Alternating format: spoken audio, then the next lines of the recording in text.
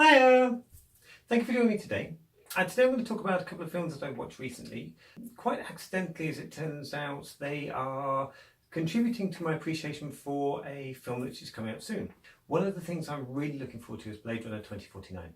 Now, for me, I hadn't watched much by Denis Villeneuve, if anything at all, but I was certainly happier given the response to his previous films that Denis Villeneuve was doing Blade Runner rather than Ridley Scott. I happen to have recently watched both Sicario and Arrival in the last 2 weeks. These are two films that I'm really been quite taken by. So firstly, I want to talk about Sicario. Sicario stars Emily Blunt, you've got Josh Brolin, you've got Benicio del Toro, and it's a story of a US-based, sort of southern US, Texas-based law enforcement officer who is dealing with the influence of drugs and drug culture coming across the border from Mexico, and loses a number of teammates in a particularly nasty incident. It's a fantastic cold opening to the film. You get this wonderful sort of scene of going into a house where there are all these bodies sort of hidden in the wall. This amazing sort of introduction to this culture that doesn't value human life and is incredibly vicious and uncaring, unfeeling in the way it deals with various people, families, children, etc., etc. And the whole film starts off with this, like I said, wonderful opening, and we're introduced to Emily Blunt, and because of what happens immediately afterwards, she's drawn in to work for this task force. She's given an opportunity to work for this task force. The task force is going after the people who've caused this event that has affected her so much, and she's given a chance to get back at them. Doesn't really trust the people she's working with, doesn't know what their agenda is, but she's given a sort of official US government role to play in a mission that is going to help take down the bad guy, the ultimate bad guy, not the middlemen, not the people on the streets, the people at the top. And so she accepts the mission. It's run by the mission itself is directed by Josh Brolin. She's kind of unclear as to what his role is. Does he officially work for the government? Does he not officially work for the government? Is he employed directly by the government? We don't really know.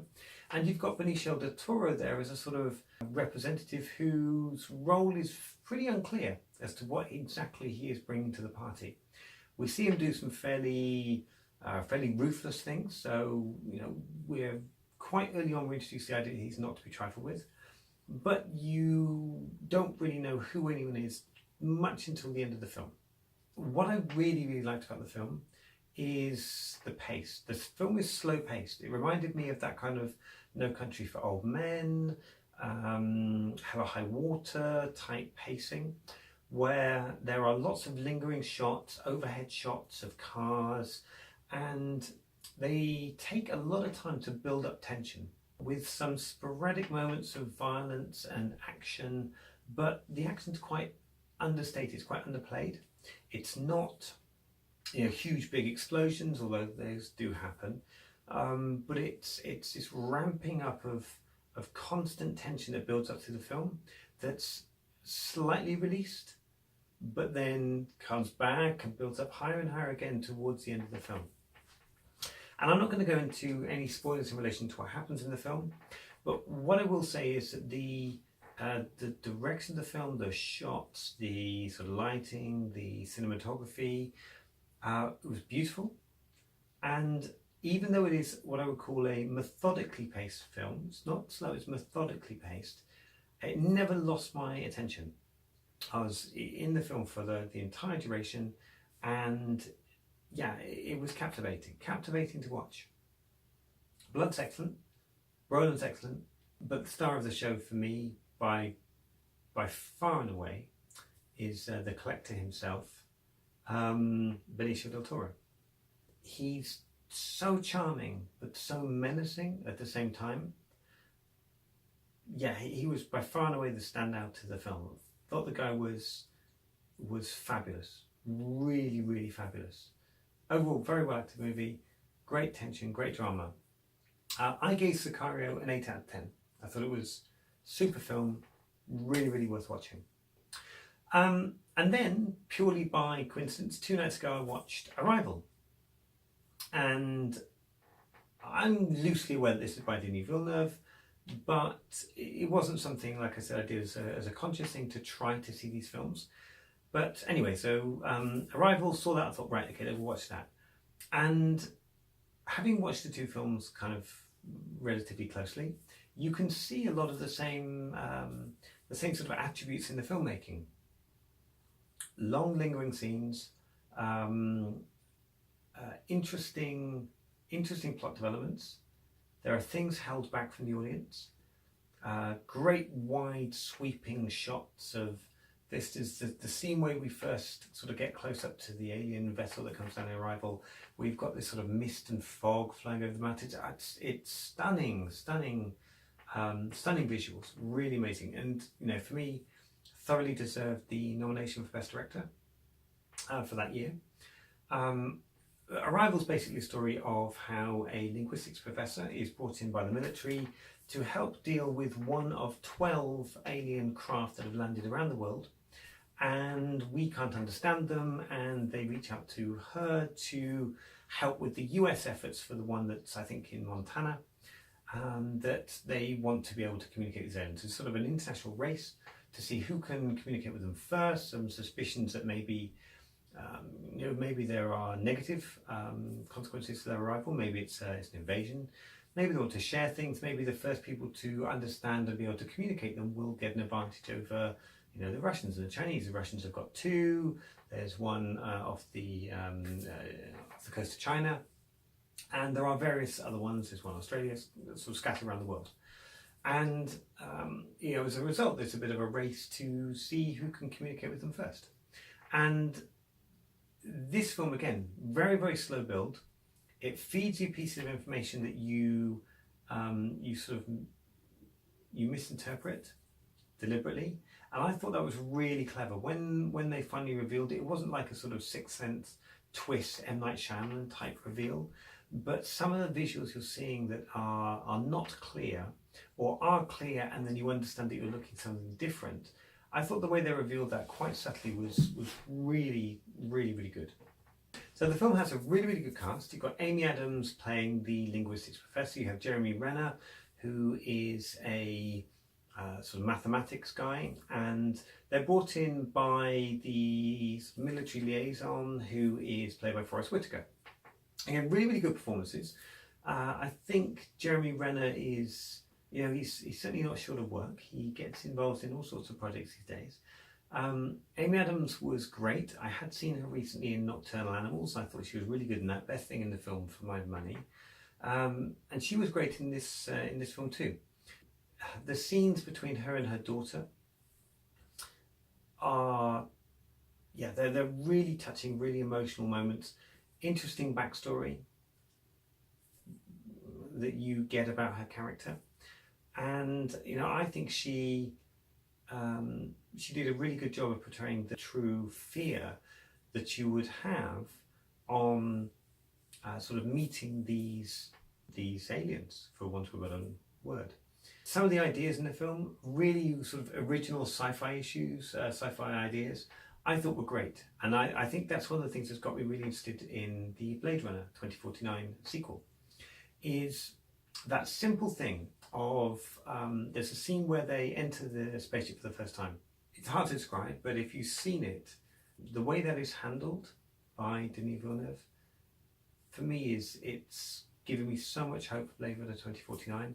This simple premise of a change in the direction of gravity from the outside to the inside of this vessel it's played so well in the film that I had to rewind it and watch it again, because I thought it was the expressions on people's faces, the way the characters appreciate this, those who've done it several times versus those who are doing it for the first time.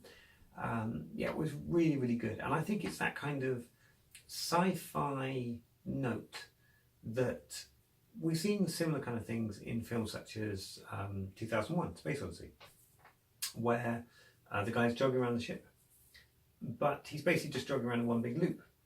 because the gravitational force generated by the spinning of the ship pins people to the outside, and so he can just jog in one endless loop around the ship. It's just a different take on that, but a very, very well done science fiction representation in a realistic way of how this might play out in this scenario.